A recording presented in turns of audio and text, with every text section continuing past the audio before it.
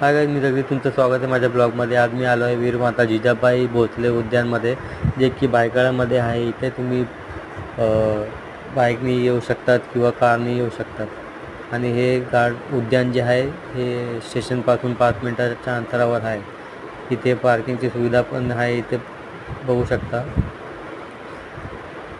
हा उद्यान प्राण्यांसाठी खूप प्रसिद्ध आहे। तुम्ही आता उन्हाळ्याची सुट्टी लागणार आहे, तर मग तुम्ही तुमच्या मुलांसोबत येऊ शकता, पुन्हा फॅमिलीसोबत येऊ शकता किंवा मित्रांसोबत येऊ शकता। खूप भारी भारी प्राणी आहेत तिथे, सिंह आहे, माकड आहे, खूप सारे प्राणी तुम्हाला आता बघायलाच भेटणार आहे। व्हिडिओमध्ये पुढे बघत राहा।